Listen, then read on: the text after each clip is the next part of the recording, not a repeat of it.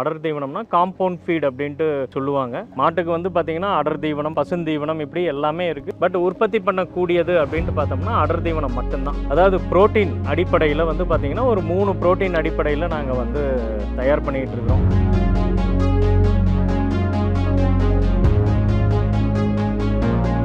மாட்டுக்கு வந்து பார்த்தீங்கன்னா வெறும் பசும்புல்லும் தவிடு இது மட்டும் பத்தாதுங்க. அதாவது ஒரு பேலன்ஸ்டு ஃபீடு, உலர் தீவனம்னு சொல்லக்கூடிய வைக்கோல் இதெல்லாமும் ப்ளஸ் நல்ல தண்ணி இதெல்லாம் சேர்ந்துனா தான் மாடுனால ஒரு சர்வைவலுக்கும், ரெண்டாவது அந்த மாடுல இருந்து ஒரு நல்ல ஒரு ப்ரொடக்டிவிட்டியும் நம்மளால பார்க்க முடியும்.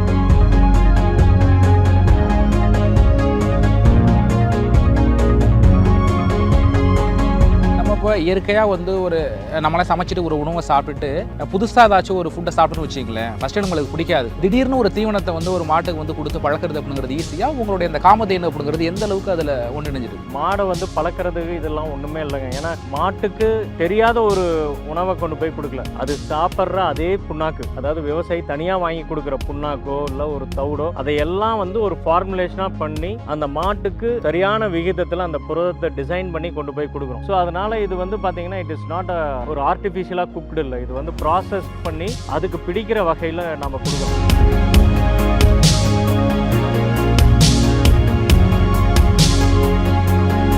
தமிழ்நாட்டில் அங்கே லோக்கலைஸ்டாகவே வந்து பார்த்தீங்கன்னா ஆர்கானிக் ஃபீட் அப்படிங்கிற பேரில் வந்து ஒரு 2-3 விஷயங்களை கலந்து கொண்டு போய் மாட்டுக்கு கொடுக்குறாங்க. அதையும் மக்கள் வந்து ஃபீடுன்ட்டு வாங்கி அதை வந்து கொடுக்குறாங்க. பட் அது வந்து எந்த அளவுக்கு ஒரு ஆர்கானிக்ன்ட்டு கிளைம் பண்ணுறாங்க அப்படிங்கிறது நமக்கு தெரியல. ஃபார் எக்ஸாம்பிள் ஒரு மக்காச்சோளம் நம்ம உற்பத்தி பண்ணுறோம் அப்படின்னா அந்த விவசாயி அந்த மக்காச்சோளத்தை உற்பத்தி பண்ணுறதுக்கு நிச்சயமாக யூரியா இல்லை டிஏபி இந்த மாதிரி ஏதாவது ஒரு உரம் போட்டு தான் அதை வந்து வளர்த்திருப்பாங்க. ஸோ அதனுடைய ரெசிடியூ வந்து மக்காச்சோளத்தில் ஆகட்டும் இல்லை நெல் விளைய வைக்கும் போது அந்த உமியில் எதுலையாவது ஒரு இடத்துல இருக்கும். ஸோ அதை வந்து நம்ம வந்து மறுபடியும் பவுடர் பண்ணி பவுடரில் மிக்ஸ் பண்ணி கொடுக்கறதுனாலையோ இல்லை இதுவோ கொடுக்கும்போது we cannot able to claim organic அப்படின்ட்டு சொல்லி கொடுக்க முடியாது.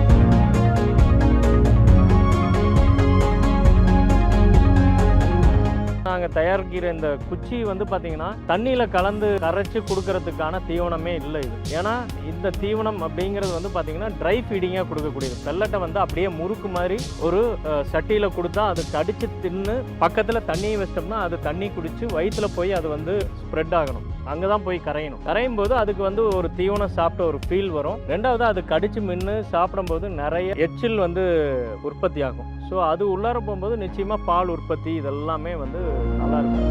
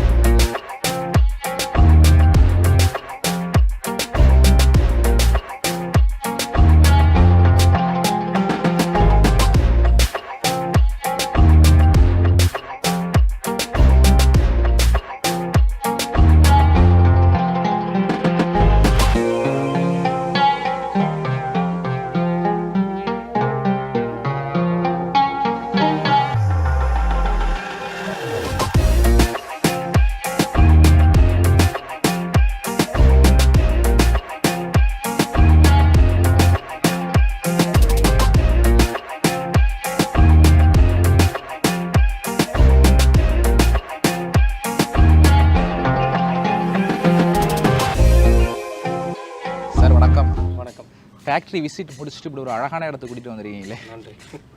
ஓகே, அந்த புண்ணாக்கு மனம் வந்து இன்னும் போகலை சார். அது நீங்கள் சாப்பிட்டலாம் செஞ்சீங்க, அது சாப்பிட்லாமா என்ன? நம்ம சாப்பிட்லாம் சார். ஏன்னா சாதாரணமாக விவசாய விளைபொருட்கள்லேருந்து வரக்கூடிய மூலப்பொருட்களை வச்சு தான் நாங்கள் அந்த தீவனத்தை வந்து தயார் பண்ணுறோம். அதனால் நம்ம சாப்பிட்றதுனால எந்த ஒரு சைடு எஃபெக்ட்ஸுமே இல்லை. ரெண்டாவது நாங்கள் வந்து தீவனம் தயாரிக்கிறது, அதாவது பசுவுக்கு தயார் பண்ணுறது தீவனமாக நினச்சி நாங்கள் பண்ணல, ஒரு உணவுப் பொருளாக நினச்சி தான் நாங்கள் அதை வந்து ரொம்ப மிகவும் அக்கறையோடவும் ஈடுபாடோடவும் கடந்த ஒரு 43 வருஷமாக எங்கள் தாத்தா காலத்துலேருந்து தயார் பண்ணிட்டு வந்துக்கிட்டு இருக்கோம். அப்போ அந்த சாப்பிட்டு பார்த்து அதில் என்ன உப்பு அது மாதிரி கண்டுபிடிப்பீங்களா? இல்லை, அது வாயில் போடும்போது அது டிசால்வ் ஆகுதான்ட்டு பார்ப்போம். அப்புறம் வந்து அதில் உப்பு இதெல்லாம் இருக்காங்கிறத செக் பண்ணுவோம், கண்டுபிடிக்கலாம். நாங்கன்ட்டு இல்லை, அவங்க மாட்டுக்காரங்க வாங்கும்போது கூட அதை வந்து டேஸ்ட்டு பார்ப்பாங்க. அதில் உப்பு கரெக்டாக இருக்கா, உப்பு ஜாஸ்தி இருக்கா அப்படிங்கிறதெல்லாம் பார்த்து தான் வாங்குவாங்க. ஸோ அவங்கக்கிட்ட கேட்போம், ஒரு ஃபீடை வாங்குறதுக்கு முன்னாடி அவங்க டேஸ்ட்டில் வந்து என்னென்னலாம் பார்க்குறாங்கன்ட்டு தெரிஞ்சுக்கிட்டு அதுக்கு தகுந்த மாதிரி நாங்கள் இங்கே வந்து பேராமீட்டர்ஸ் வந்து கரெக்டாக இருக்கான்ட்டு நாங்கள் செக் பண்ணி பார்ப்போம். இந்த காமதேனு தீவனங்கள் அப்படிங்கிறத நிறைய கேள்விப்பட்டிருக்கோம், பார்த்துருக்கோம். இன்றைக்கி வந்து டைரெக்டாக விசிட் பண்ணதில் இவ்வளோ பெரிய பரப்பளவில் இவ்வளோ பெரிய ஒரு ஃபேக்ட்ரியா அப்படின்னு பார்த்து வேணும். எப்போ இதை ஸ்டார்ட் பண்ணீங்க, இதனோட ஹிஸ்ட்ரி சொல்லுங்களேன், பேக் ஸ்டோரி. ஆக்சுவலாக வந்து பார்த்திங்கன்னா இது வந்து 1979ஆம் ஆண்டு வந்து எங்கள் தாத்தா திரு கணபதி செட்டியார் அவர்களும் எங்கள் அப்பா திரு சுந்தரம் அவர்கள் 2 பேரும் சேர்ந்து இந்த வியாபாரத்தை வந்து மிக சிறிய அளவில் ஈரோட்டில் வந்து மாட்டு தீவனத்துக்குன்ட்டு பிரத்யேகமாக ஒரு கம்பெனி அப்போ தயார் பண்ணுறதுக்கு நிறுவனாங்க. அது வந்து பார்த்திங்கன்னா ஒரு நாளைக்கு ஒரு 5 டன் உற்பத்தி திறன் கொண்ட ஒரு நிறுவனமாக ஸ்டார்ட் பண்ணாங்க. ஸோ அதிலிருந்து அப்படியே படிப்படியாக வளர்ந்து அப்புறம் வந்து ஒரு 80களில் ஒரு 89ஆம் ஆண்டு வந்து பார்த்திங்கன்னா ஒரு நாளைக்கு ஒரு 40 டன் உற்பத்தி பண்ணக்கூடிய ஒரு நிறுவனமாக வந்து அதை மாற்றினாங்க. அந்தளவுக்கு சந்தையும் கொஞ்சம் நல்லா விரிவுபடுத்தினாங்க. அப்போவும் மாட்டுத் தீவனம் மட்டும்தான் நாங்கள் வந்து பண்ணிகிட்டு இருந்தோம். அதுக்கப்புறம் நான் வந்து படித்து முடிச்சுட்டு இந்த வியாபாரத்துக்கு வந்து பார்த்திங்கன்னா ஒரு 2006ல் வந்தேன். அந்த 2006க்கு வந்ததுக்கப்புறமும் நாங்கள் அதே மில்லில் எல்லாமே நாங்கள் வந்து உற்பத்தி பண்ணி சந்தைப்படுத்திட்டு வந்துக்கிட்டு இருந்தோம். அப்புறம் இந்த சந்தையினுடைய போக்கு வந்து பார்த்திங்கன்னா விரிவடைஞ்சிக்கிட்டே போயிட்டே இருந்தது. மக்கள்கிட்ட வந்து இந்த ஃபீடுக்கான அவேர்னஸ் வந்து ஜாஸ்தி வந்தது. ஸோ அப்போ வந்து இதனுடைய தேவைகள் வந்து வருங்காலத்தில் இன்னும் ஜாஸ்தி இருக்குன்னு சொல்லிட்டு கடந்த 2014ஆம் ஆண்டு வந்து பார்த்திங்கன்னா நாங்கள் வந்து இங்கே பெருந்துறையில் வந்து ஈரோட்டுக்கு பக்கத்தில் பெருந்துறையில் நாங்கள் பார்த்திங்கன்னா ஒரு நாளைக்கு 400 மெட்ரிக் டன் உற்பத்தி பண்ணக்கூடிய ஒரு தீவன ஆலை, அதுவும் வந்து பார்த்திங்கன்னா தானியங்கியாக தயார் பண்ணக்கூடிய ஒரு தீவன ஆலையாக நாங்கள் வந்து நிறுவனம். எல்லாமே மிஷின்ஸ், இப்போ நீங்கள் பார்த்த மிஷின்ஸ் எல்லாமே வந்து பார்த்திங்கன்னா யூரோப்பியன் டெக்னாலஜி மிஷின்ஸ். அந்த காலகட்டத்தில் அந்த 2014-15ல் நாங்கள் தான் ஃபஸ்ட்டு கம்பெனி அந்த யூரோப்பியன் டெக்னாலஜி மிஷின்ஸை கொண்டு வந்து இங்கே இன்ஸ்டால் பண்ணி ஸோ ஒரு ஃபுல்லி ஆட்டோமேட்டட் லைனாக ஒரு மணிக்கு வந்து 20 டன் உற்பத்தி பண்ணக்கூடிய ஒரு தீவன ஆலையாக கொண்டு வந்தோம். ஸோ இப்படி தான் 1979ல் ஸ்டார்ட் பண்ணி இன்றைக்கி ஏறக்குறைய ஒரு 43 ஆண்டு காலமாக நாங்கள் இதை வந்து பரம்பரையாக செஞ்சுக்கிட்டு வரோம். ஸோ எங்களுக்கு வந்து முழுக்க இந்த பசுந்தீவனத்தில் 1979லேருந்து இப்போ வரைக்கும் இதில் உண்டான மாறுதல்கள், டெக்னாலஜி அப்டேட்ஸ், இது எல்லாமே வந்து நாங்கள் வந்து கற்றுக்கிட்டு அது முறையாக செஞ்சுக்கிட்டு இருக்கிறோம். இன்றைக்கி மாறக்கூடிய சூழல்களையும் அப்டேட் பண்ணிக்கிட்டு இன்றைக்கி மார்க்கெட் பண்ணிட்டு வந்துக்கிட்டு இருக்கோம். Okay sir. இன்னைக்கு இப்போ வந்து உங்கள் ஃபேக்ட்ரியில் என்னென்ன தீவனங்கள் தயாரிக்கிறீங்க? தீவனங்கள் நிறைய வகை இருக்குன்னு சொல்கிறாங்க, அந்த பச்சை தீவனங்கள், தானிய தீவனங்கள் அப்படின்னு. இது இங்கே நீங்கள் பார்க்குறது வந்து அடர் தீவனம் மட்டும்தான் நாங்கள் பண்ணுறோம். அடர் தீவனம்னா காம்பவுண்ட் ஃபீட் அப்படின்ட்டு சொல்லுவாங்க. மாட்டுக்கு வந்து பார்த்திங்கன்னா அடர் தீவனம், பசுந்தீவனம் இப்படி எல்லாமே இருக்குது. பட் உற்பத்தி பண்ணக்கூடியது அப்படின்ட்டு பார்த்தோம்னா அடர் தீவனம் மட்டும்தான். ஸோ நாங்கள் அந்த மாதிரி காம்பவுண்ட் கேட்டில் ஃபீடு மட்டும்தான் பண்ணுறோம். இதில் வந்து பார்த்திங்கன்னா அதாவது புரோட்டீன் அடிப்படையில் வந்து பார்த்திங்கன்னா ஒரு 3 புரோட்டீன் அடிப்படையில் நாங்கள் வந்து தயார் பண்ணிகிட்டு இருக்கிறோம்.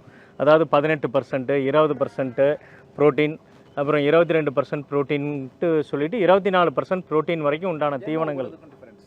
சார் ஒவ்வொன்றுக்கும் வந்து பார்த்திங்கன்னா அந்த பசு பால் கொடுக்குது இல்லைங்களா, அதுக்கு தகுந்த மாதிரி புரோட்டீன் அளவுகள் வந்து மாறுபடும். இப்போ வந்து பார்த்திங்கன்னா ஒரு 5 லிட்டருக்கும் கம்மியாக கொடுக்கக்கூடிய மாட்டுக்கு வந்து 18% புரோட்டீன் இருக்கக்கூடிய தீவனம் கொடுத்தா போதும்.